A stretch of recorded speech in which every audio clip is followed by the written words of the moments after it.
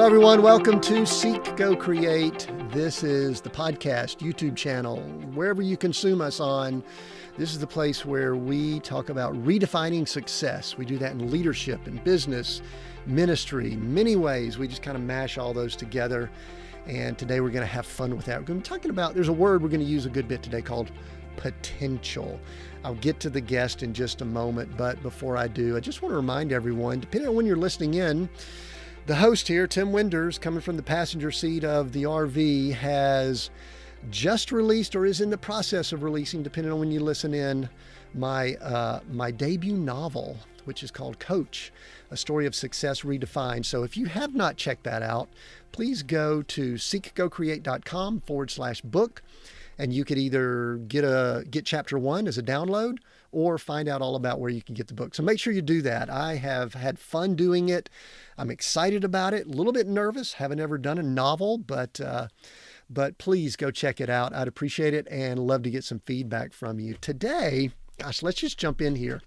I have Robert Flower, PhD. He's an entrepreneur, scholar, and here's a word, I don't even know what it is, intelligist. I'll ask him about that. It may have something to do with Aristotle, but we'll talk about that later. For over 35 years, he has dedicated himself to the study of potential. There's that word again. And the best ways to fully achieve it. And I would believe that as a listener here at Seek, Go, Create, you would like to know how you can fully achieve your potential. It's going to be a great episode for you. Through his discovery of the theory of potential, Dr. Flower has created The Science of Achievement and Total Success, written a bunch of books. I just read one of them. Let's just dive right in. I think you said to call you Dr. Bob. Dr. Bob, welcome to Seek, Go, Create. Thank you very much, Tim. It's great to be here. Yeah, I'm glad you're here too.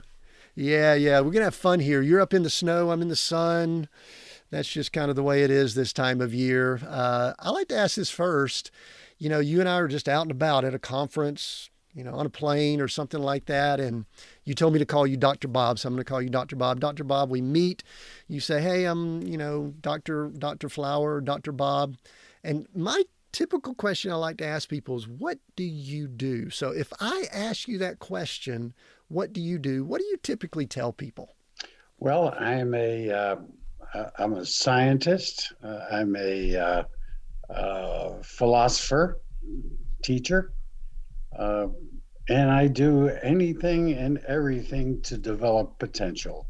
In fact, the word intelligist is defined as one who is adept at developing potential and the capability of getting to the heart of things. That's the definition. And that's what I am. That's what I do. So what's interesting about that is from doing reading, from people watching the video, they can kind of look at us and tell that we're not a few 20-somethings, that we've got a little bit maturity on us. It seems as if you have been involved with the aspect of potential, the theory of potential, pursuing potential for quite a long time. Would that be correct? Yes. Yeah. Over 40 years. Wow. So what was the trigger? What was the start? Were you, from the beginning, you just wanted to know, or what? Well, I've always had this love of philosophy ever since I was young. But I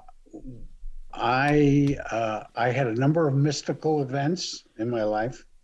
I was a very successful businessman, had a nice family.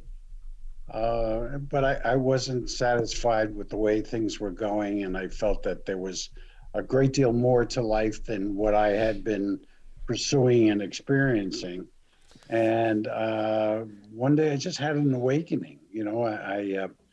I realized, as one colleague of mine said, I realized 30 years of knowledge almost overnight, concerning life and the significance of life and the value of pursuing potential. So, I'd have to say that there were a number of different experiences I've had, and I I pursued them. I felt that at that particular time, I was due to change my focus, my life focus. You said you were doomed to change. Is that No, what you I said? was due to. Due to, I was going to Due say to. doomed. Yeah, That's an yeah. interesting way of looking at Well, it. the way things have gone, sometimes it is a dooming. I've I've had while I've had great business success and great family success, I've had a lot of illnesses and physical problems over the years that I managed to overcome. Uh, Last year was horrendous. I had the virus, and then Mm, after the virus, I had my first shot vaccine, and that tore me apart. mm. And that then brought about an underlying uh, um, an underlying situation that I've been fighting for a number of years of leukemia. So then I had Oh my. leukemia, and I'm just after about 5 weeks in the hospital. Um, I'm still recuperating, but I'm past I'm past the dangers but it's been a rough situation. My family has been very supportive. Mm. My wife, God bless her, but Larry, life and potential is not about all good. Really. Yeah, there's definitely some issues that we have to deal with. I'm sorry to hear that. I'm glad you're healthy and No, obviously yeah, looking great and all that. And I part of me would really love to have conversation about some things you just said with virus. I experienced the virus also, I think two times, I believe, and have just kind of waited with the vaccine because I just wanted to see what it did. And you just kind of affirmed some things related to that. And yeah, yeah. anyway, obviously we could go down that path, but I want to try to stay focused. Maybe we'll circle back to that, but glad you're healthy and you're able to talk to us here. I think the thing I would love to do, this was what's so intriguing to me. I did just read your book over the last few days, Decoding the Holy Grail, Yes, kind of unlocking the potential, the theory of potential and other things. I may not have gotten the subtitle right. I've got it yeah, written here in my notes, but we'll get to that. But I was so intrigued when I was reading through this, and I did a little bit of research, but maybe not enough. But I would love to hear maybe briefly about some of your, I call them formative years, because I think when we grow up, where we grow up, family environment, how we're exposed to maybe faith and other things like that. I think it I think it starts cascading as we go later in life, and I'm always curious about that. So can you maybe give a little bit of background as much as you're, interested in giving at this time? yeah. Well, like I said, I've been my my my dad died when I just turned 16 at Mm, Christmas. Suddenly, boom, gone. And I was the oldest of four boys. So for I guess 4 or 5 years, um, I went through what is known as the dark night of the soul. You know, no mentoring. We were lower middle class. And I had a great mom, and it was very difficult. Um, and I put myself. I wanted to go to college. Nobody in my family had been to college. I wanted to go, and I did. I went at night because I had to support myself. I lived in a finished basement for several years because I couldn't afford anything else, and put myself through college and started to build up a real estate development and investment uh, business, which became very successful. And that lasted for about almost 20 years. And I developed in a number of ways. I got married after about 10 years and had three wonderful children. A country club and the whatnot and whatnot. and then I hit around 40, and it's like I hit a wall, uh, Tim. Um, as I said, I just felt that I was not where I wanted to be. That there was more to life than even with, I was having significant success. I went from $321 to a multi-million dollar empire. Okay. And uh, I was well known, well respected, but I found that that was empty. That's not what I was looking for. And I didn't know what I was looking for. So I set out on this path. And one of the first things I did, which I think would be interesting to you and your listeners, is I recognized that in order for me to find myself and the truth, I had to eliminate everything that I believed in, gone, off the table, and simply look at what came to me and made as intelligent and as fastidious a decision as I possibly could relative to that information, and then built a pathway from one piece of information to the next. Okay.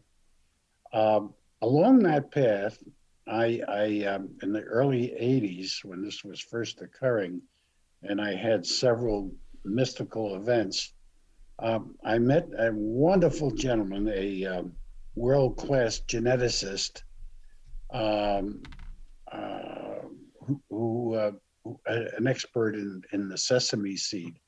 And I wrote an article for uh, an economic magazine, and he contacted me from California. And he said, you are, and I was using geometry for this economic model. And he says, you're describing something that I had discovered as a little boy. And I said, what's that? And he says, well, it's a molecule that is a composition of creation, how we create, how a cell develops. And he explained the whole thing to me. He showed me a picture of this thing, and it's innate. So even science can't see it, but he had this vision, and it had these 13 principles to it. And he asked me, he said, would you work with me? He said, I'm trying to get this information out to the world. He said, I'm not having too much luck. He says, maybe you could help me. So for about 10 years, I worked with him in defining these principles and giving them a description, a nomenclature. And then unfortunately he passed. But he left me with a legacy of understanding that life is, it's nothing like what we've been taught in different circles, not from the family, not from the church or the synagogue, not from, well, in part, church and synagogue. Yeah. Not from institutions, that life is so much greater than we're taught and we understand. And from that point on, it just everything started to grow exponentially. There was a period of time in the 80s, I started to become very sick. I started my first bout with leukemia then. There was a period of time that for 6 months, I did not go into my office. Didn't spend And an And hour. you were running, you were still running your real estate company and Yes, business all during this time, yes, correct? right, right. And I'm traveling around. I must have gone to every uh, noted library in the East Coast, doing research. Yet I was making more money than I ever did. And I mean, I, when I realized it, I said, okay, I'm not going to do anything different. I'm on the right path for whatever reason. So let me pause you one second. I've seen this happen. I work with leaders and executive teams. I've run businesses myself. And we think we're so awesome and so great, and that we work so hard and that no one can do it like us. But Dr. Bob, it's interesting what you just said, just reaffirmed. Sometimes we're getting in the way of some of that success and potential. Is that kind of what I heard you say? Because I see that I see it with myself. The less I do, sometimes the more financial reward I have. And so I look around and I go, maybe it's not all about what I think it's about. It's also part of redefining success that we like to talk about here. So Yes, is that correct there? yes, yes. Well, Mm, I started, as I said before, I took all of my concepts of reality and life, took them right off the table and just looked for pathways. And one of the hardest things to do is to take a step when into the unknown. You don't know where that's going to take you, but you have to take the step, and you do it, and things turn out right.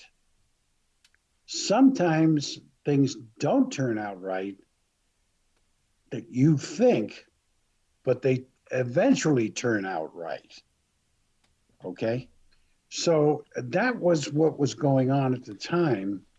And as I said earlier, I was a great lover of philosophy. I love them all because every single philosopher I've ever read has a bit of this potential theory in it.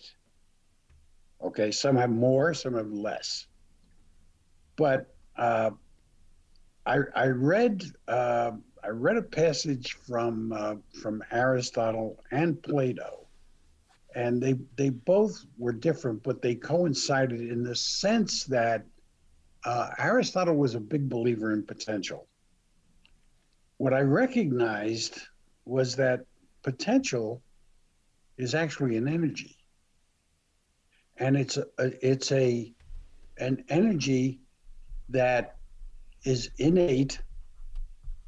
It doesn't exist, but it can be imagined. So therefore, it does exist in that sense. Right? And I began to connect that with my geneticist doctor's concepts of these and I began to find all sorts of clues in various not only ancient sites but sacred scriptures, the Bible, the Kabbalah. The Kabbalah has a formula for creation right there, right, imprinted. It, it's real, right. and it's I want not to even.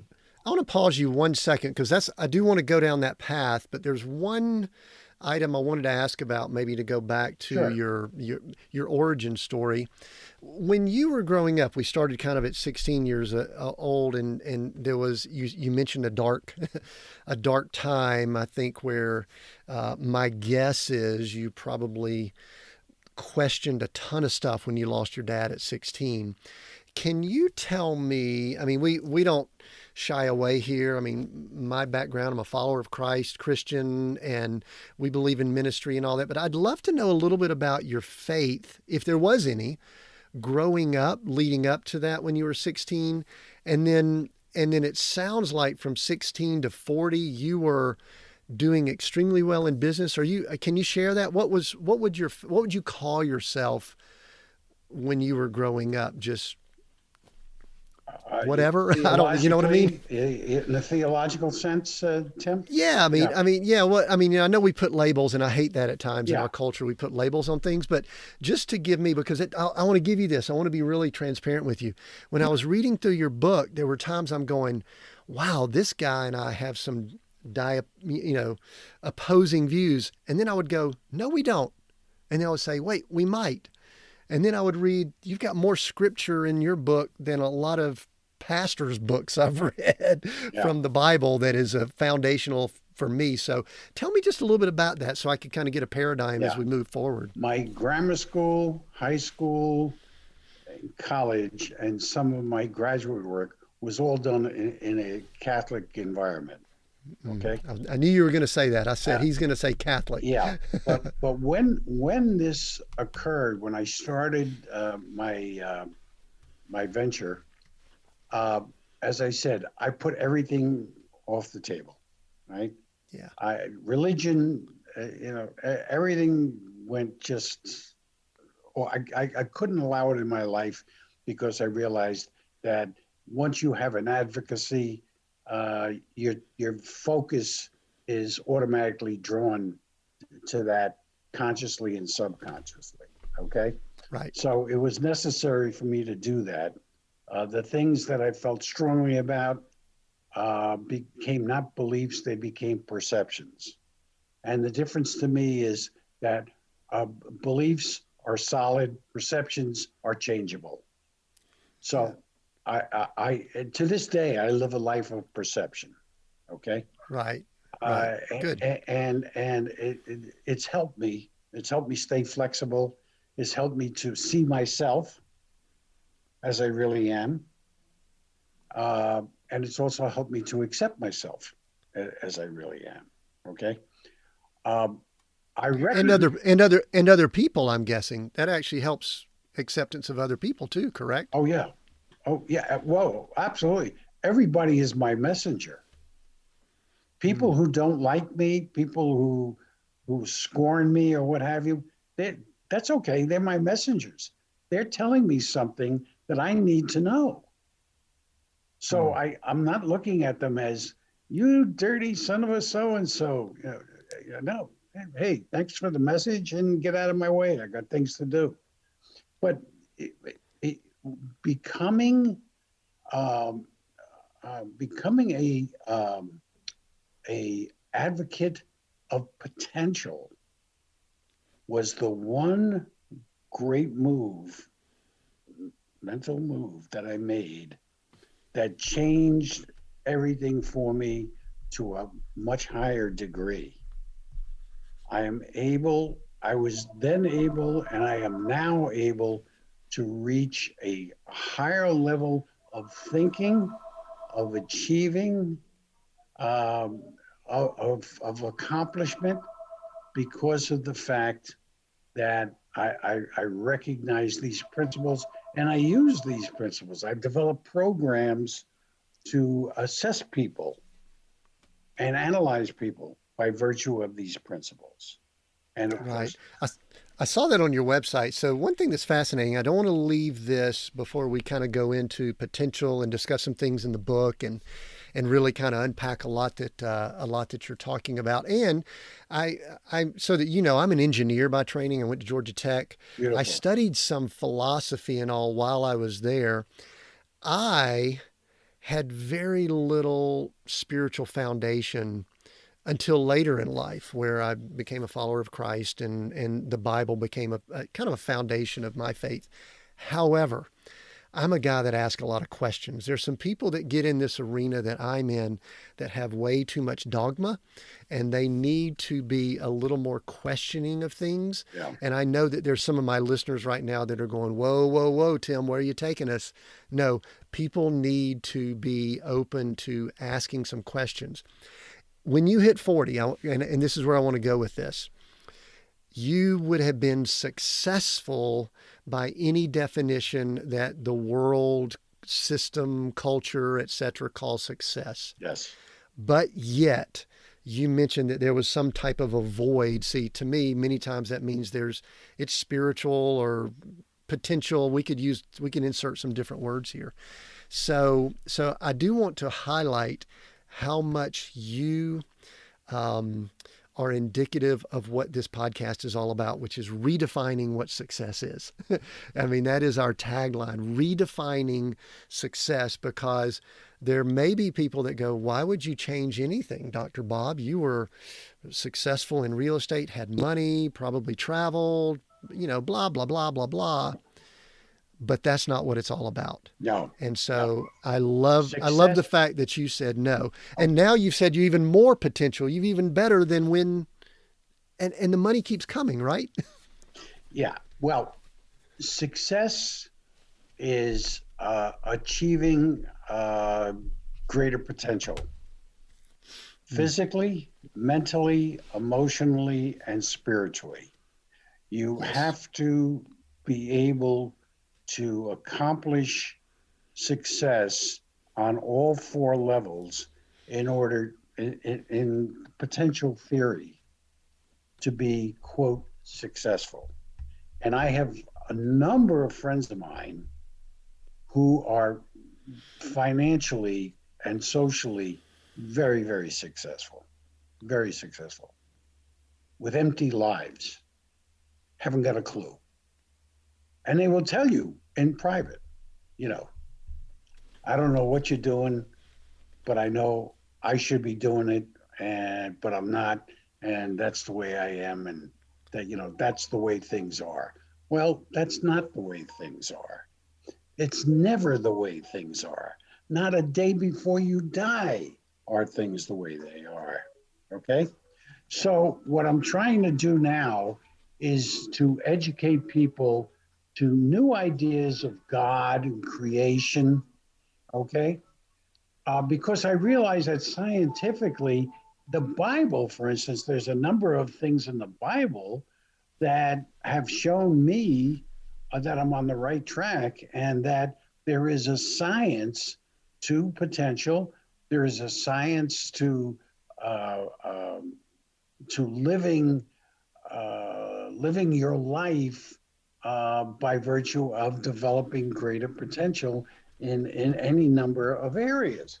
So that's what I'm trying to do, and I tell when people are asking me for some direction, I tell them develop your potential. Here are the 13 principles. Okay, I generally try and take an assessment. The assessments are very scientific. Um, in fact, we just as a side, these assessments are based on the 13 principles, and we did neuroscience testing of these principles, and we had three different test types, and all three came out greater than 95% valid. Mm, 95%. So when people yeah. take these assessments, I can tell right away what's going on in their lives concerning whatever issue. In fact, there are thousands of different patterns that I can glean from their responses to a particular question. Now, one would think that that's almost impossible. How can I have 1,000 different approaches to one particular item? Yeah, yeah, because we are so powerful, we are so ingrained with this energy called potential that it's been distorted. Okay, Mm, we're taught that God is a supreme being. It's not quite accurate. mm, Creator may be a supreme being, but not God. God is all potential, and He's there. It is there for us to use, to create, to become, to evolve. But we're taught that no, we're limited. No, you, this is blasphemous. This is sin. Oh no, it's not. It's truth. Hmm. It's truth. So interesting there. I want to, because there was something that kind of flared up in me, and I recognized some of the religion that I'm around. And you'll hear me talk about religion in a different way than some people. I, uh, I, I definitely believe in God, and I believe in Christ, and I believe that there is the creator God. However, I do believe that religion has watered down that, I'll use your word, potential of what God is and what God created us for. I Yes. think that religion, and you grew up in the Catholic world, and I don't want to bash all of the Catholic folks listening in here. However, control, limiting, keeping people, at bay, Yeah. that is really the goal of most religion that I've observed. Yes. And but because I was about to ask you, why do you think it is we don't reach potential? You'll hear me at the end of the podcast. I usually finish it by saying, "Be all that you were created to be." That's kind of a Right. tagline that I like to use. Yes. And it sounds like we are, at times our language veers, and then at times we come together, and we may be more together than we believe here. But so let's do something real quick before we get going even further here. I'm watching my time because you and I could probably talk for a long time here. Let's define potential for the listener, because that's a big word that we throw around in our society. And I think a lot of people in the self-help world and leadership world, we talk about potential and things like that. But yet I do believe, and I think the last 2 years have proven this, Dr. Bob, that there's almost been a thumb on what man can do and what he's capable of. And I think we've seen it exponentially Oh over the yeah. last few Oh yeah. years with Well, government and yeah. No, organizations. So all these talk about that. movements that seek to bring down the status quo, to reduce the capabilities to lower levels, are anti-potential. Mm, They are lessening capabilities instead of reaching higher and achieving greater standards, greater powers, personal powers. Okay, they're trying to reduce everybody down to a level that they know they're comfortable with, and they don't understand. The world does not understand this ethereal level that exists within them. Within them, mm, potential is something that does not exist, but it can be imagined, and it's mm, latent. It's latent, and we all have this degree of potential. And these 13 principles of cellular creation, but biological, this is all science. These 13 principles define achieving potential. They enable greater potential. And again, potential has to be taken by all four commentaries: physical, mental, emotional, and spiritual. And by spiritual, right, I mean energy. right. Energy. The spirit. When you go to a football game and the home crowd is generating all this power, that's spiritual energy. That's what Mm, it really is. Okay, it's not some angel coming down and you know, no, no, no, no. It's yeah. something. It's something that enables the mother to lift the car off her child that may be pinned under without any help. That's generated from spiritual energy. And those are the kind of things that can be commonplace, but people in the world say no. So it should be common. That shouldn't be an anomaly or a rare occurrence.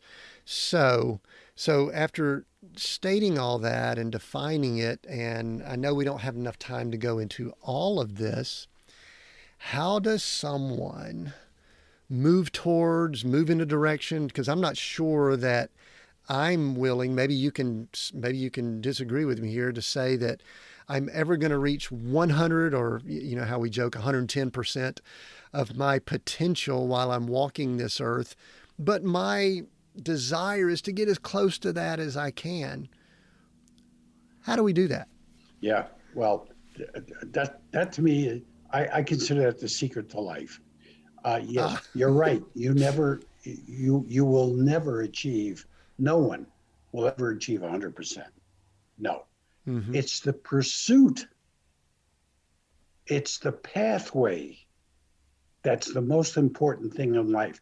It's how you seek to develop that potential power and energy.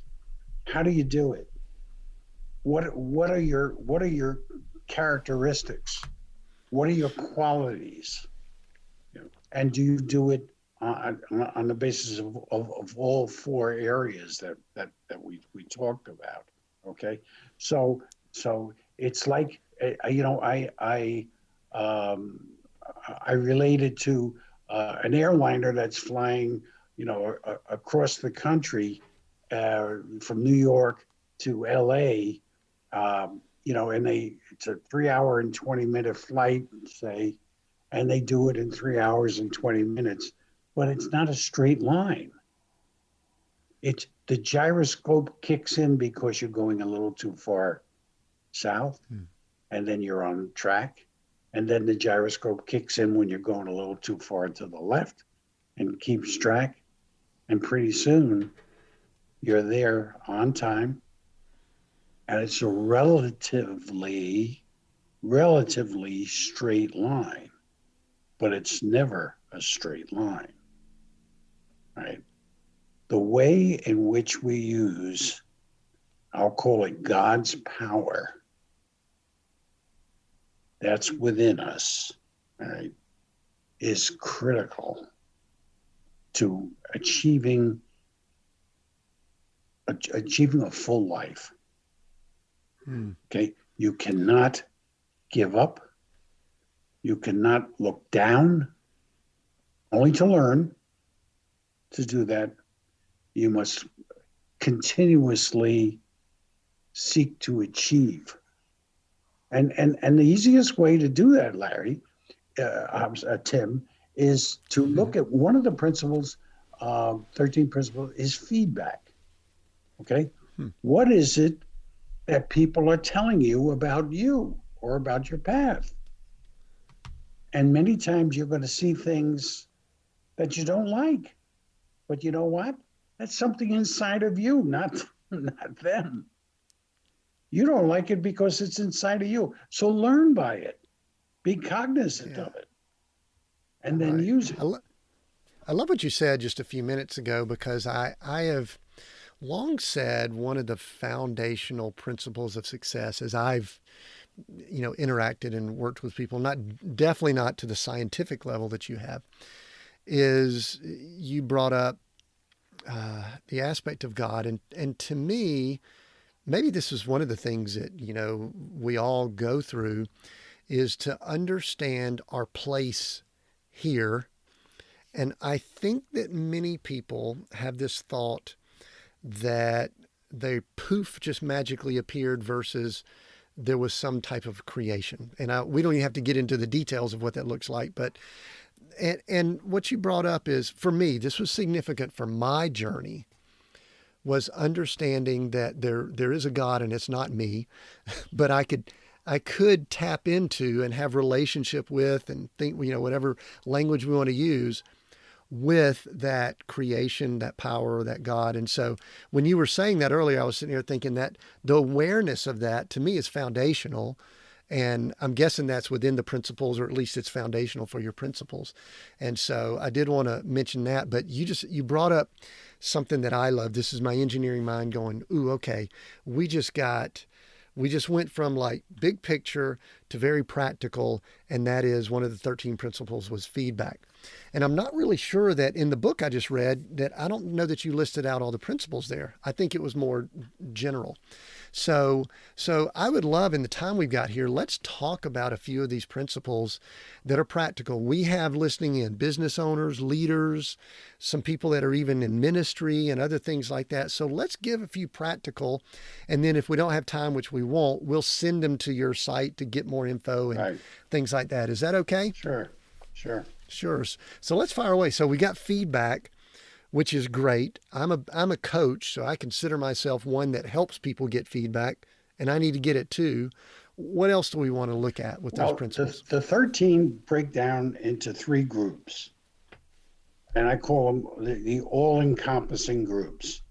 The first is the creative group, or planning, creating or planning, same difference. The second is the organizational group, and the third is the functional group.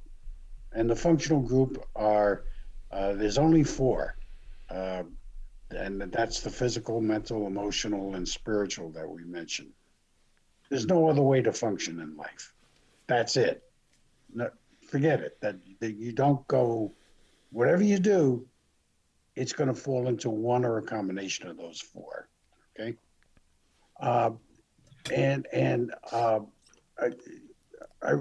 relate this to the molecule that my geneticist friend had imaged, because you have it looks more like a cube than it does anything, but yet it's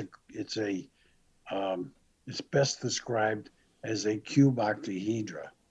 Okay, so the organizational has 6 parts, like the 6 faces of a cube, and one of them is feedback. Another one is the whole picture, synthesis. Okay, intelligence. I define intelligence as the ability to recognize data and then take it and place it into an entirety, a bigger picture, like a jigsaw puzzle. Okay? That's intelligence. And it's the whole picture. Now, the little bit and bytes of information are details. Details are another principle. You need to have as much detail as is possible, because the more detail you have, the greater the picture you're going to build. Correct picture. Now, if you're pulling details out from, wherever you got them, and you're just trying to create something, it's going to fall apart, which is what's happening in the world. Yeah, I was actually about to ask you. I was actually sitting here thinking to myself that with social media, with what we call our news, but it's really media, they're not really providing details, in my opinion, that a lot of us people, I'll put myself in this, we are not looking at that whole picture. We don't have the ability to, because of our myopic, narrow focus. And then the algorithms kick in and they keep feeding that myopic focus. Right. And I was going to ask you, I was going to follow up with something to the effect of, what are you seeing in the world right now with the ability for people to see the whole picture? And how difficult is that? It's a disaster. It's a Yeah. disaster. Are you kidding? No, we're so shallow. I mean, it's a nihilistic world. Well, And can I assume? And can I assume you're also talking about not just, I'll call myself average Joe out here in the world going about business, but all the way up to the seats in the White House in Europe and all that? Especially there. Tim, many years ago, I had the privilege of teaching real estate economics at West Point. And it was such a thrill to watch these cadets and teachers, professors walk around and cite leadership, go Army, um, increase efficiency right in the hallway, somebody would stop and yell it out, or out on the walk around or what have you. And I learned very early on then that their whole thing is leadership. That's what they teach, leadership. And there are two principles to their leadership, right? Competence and character. You have to have competence and you have to have character. Now, if you look at presidents, emperors, whatever, a lot of them have. No, they don't. They don't have it. I was going to say competence, there are no, some that are very competent, nor character. But there are some that are very competent, but they have no character whatsoever. And then there are others that are very character oriented. They have nothing. Okay. And when I look at somebody that's supposedly in a leadership position, that's what I look at. How are they conducting themselves, and what is it that they're professing? And the minute I hear advocacy, and that advocacy is not tied to potential, I know what I'm dealing with. And I've made a lot of significant deals in my life by following those principles, by taking advantage of these leaders that think that they've got it over me, but they don't even have it over themselves because they don't have the competence or the character. And even those who have great competence, you throw them an ego bone and their competence goes away. The ego becomes the first part. So, Yeah. And by the way, part of potential theory, we have what we call these are the things that stop us from achieving. And basically, there's a number of them, but basically there are four: fear, ego, ignorance, and deception, self-deception. Okay? Mm. You find somebody that's in a position and they're exercising their power, and you throw an ego bone to them, and boom, they're off track. They lost their focus. So one thing interesting, gosh, there's so much in what you just said. I think this is such a powerful conversation, as somewhat of an observation of what we've seen magnified in the last few years. In that, I at times wonder if our systems, I call them our world systems, are designed to reward people that are only competent at being put in positions of power. They're not really competent at leading or doing things. And what that also means is that they probably don't have the character that's required to truly lead. But you just brought up four things, and I'm going to ask you to repeat those, because I just had bells going off in my head going, that's an exact description of what we've seen for thousands of years, but we have seen a microcosm of it so powerful and strong in the last 2 years. So repeat those four again, and, tell me, am I right that we have seen those in, all types of things over the last few years? Fear. Absolutely. Ego, ignorance, and self-deception. Now, we've done studies over the past couple of years on people's thinking patterns. And there are a large group of the population that have their thinking based on fear to 90%. 90% of their decisions are based in fear. What a way to live. Yeah. 60, a little over 60% are ego. real quick though, how can one truthfully assess risk when 90% of their life is controlled by fear? And I'll just use an example we've seen in the last few years. We have a virus that we know what the rates are. We think we know. We're told what the rates of infection and severe, repercussions are. But yet people, because they're 90% based on fear, respond without truly understanding the risk factors. Am I reading that correctly? Is that an observation that's correct? Yes. Yes. Hmm. Yeah. I mean, some of the strongest commitments are based in fear. Hmm. Right? Okay. I I, interrupted you. You're about to do ego. You're about to do ego. I interrupted you. I yeah. Well, apologize.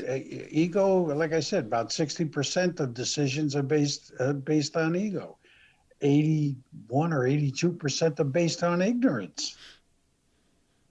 Hmm. I tend to think that that's shallow, that there's more to it than that.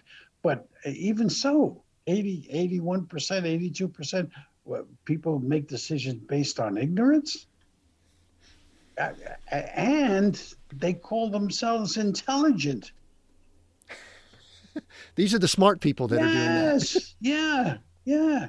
You know, Multiple degrees, college educated. I'm entitled to my opinion. Well, you're entitled to your opinion, but you're not entitled to change science. You're Hmm. not entitled to change facts. Yes, you can have an opinion, but just be sure about as much as you can. Be sure about it. I mean, these are all things that develop character, and that's how I end up measuring character. Are they Hmm. thinking about are they thinking fear? Are they thinking ego? Are they thinking ignorance? Are they kidding themselves? Which is very, very big. People like to kid themselves. Oh yeah, this is me. That no, no, no, no, no. You go to Sure. corporations, and you tell them, well, we did a study of 1,000 corporations, and this is what permeates every corporation. Well, that's true, but not us. We're different. We're not. No, no, no. Yeah. There's a term I use called "Thou shalt not fool thyself," and it sounds very pure, but it's like try not to fool yourself. You need those things you talked about. You need feedback. You need to, implement, these steps and principles. So I do have, and I'm watching our time here. We actually have gone almost too long here, but I do have a few questions that I want to wrap up with, and Sure. we'll make sure people know how to get your info and connect with you because there's going to be some people that are just fascinated and want to gather more, I'm sure. But I kind of had a big question that I wanted to go to as we wrap up here before we finish up, and that is this, Dr. Bob. I feel like you're one. Not everyone I would want to ask this question to, but you've got maturity on your side. That's a nice word for saying we're a I'm an couple of old years old. guy. You got maturity. You've got a lot of. You've been gathering information. You're well educated and not ignorant in that way, and all of that. And I love it in the times we're in to ask this question: what when you just look out over the landscape and you look and you're thinking of potential in individuals and even in organizations and things like that, what discourages you when you look out? And then on the flip side, I'm going to ask what encourages you. What do you go and you go, oh man, that gives me hope. Sometimes I'm 58 years old. You might be a couple years older than me. Sometimes as we get older, we kind of get discouraged when we look out on the horizon. So I would love to hear you kind of as a almost last question. I've got a few things to finish up. What encourages you and what discourages you when you look out? Uh, What encourages me? I have a motto. When I die, God's going to ask me just one question: what did you do with what I gave you? hmm, And I hope to answer that I did everything that I possibly could, and maybe a little bit more. What discourages me? That I don't that I'm not reaching a greater degree of potential as rapidly as I would like to. Right. Hmm. I don't let situations, even what I went through health wise this last year, it's not going to get the better of me because it's me and the universe. It's not me and my neighbor it's me and the power, uh, the power of potential. Hmm. That's, I, that's, that's where I have to go.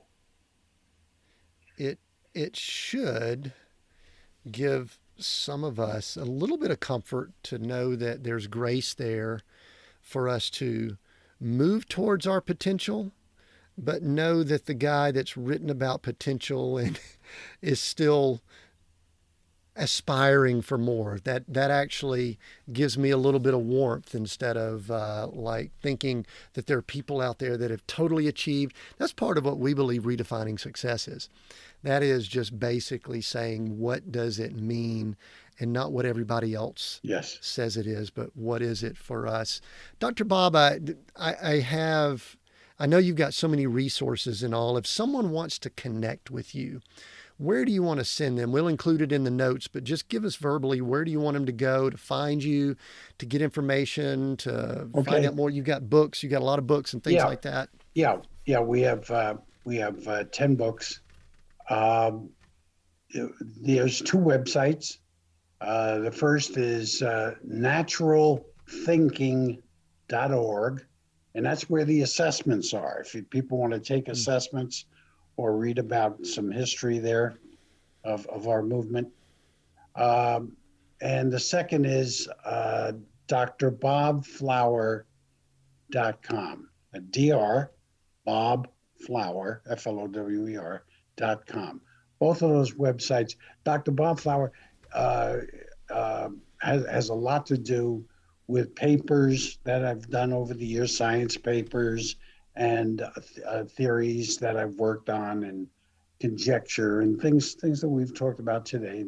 I've been doing this since 1980, and a lot of that. I have a lot of videos, such as what we're doing on there. But those two primarily, and then from there, you could find me.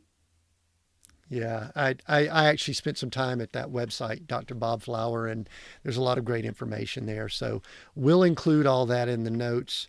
Dr. Bob, we are Seek, Go, Create, and those are the three words we use to kind of define a lot of what we do. I'm going to allow you to pick one of those words that resonates the most with you right now. Seek, go, or create. Which one and why? That's my final question. Then I'll do a quick wrap. Well, I love all three. And if you put my back to the wall and say you have to pick one, it would be create, because Ah, that's what we do. We are creators. We create our lives, we create our instances. We may not think so, but we do. And that is so critical because people don't understand that what happens in their lives are a result of their creative process that went before them. hmm.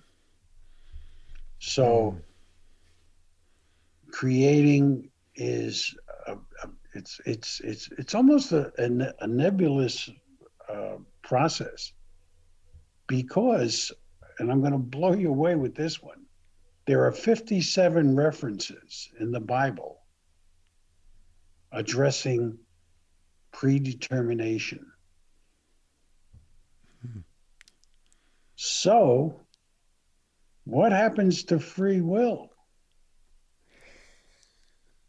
It's there, but it's there in a very unique way that that I don't think humans are ready for yet.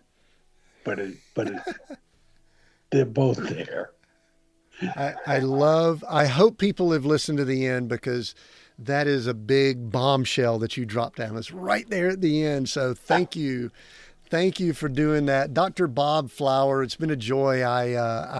Again, when I was reading through the book, I was like going, wow, this is going to be fun. man, he's a bright guy, but boy, I've had a blast. I know if you've been listening in, you have too. Here's what I'm going to encourage you to do. We actually have the notes for all of our episodes transcribed. We put them in outline form. And if there is anything that we referenced that has a link or is a book or anything like that, we have links in those notes. So if you go to seekgocreate.com, and the episodes, and just find this episode, you'll have all those details, how to connect with Dr. Bob and other things. So thank you for joining us on Seek, Go, Create. And like I said I was going to do earlier, until next time, continue being all that you were created to be.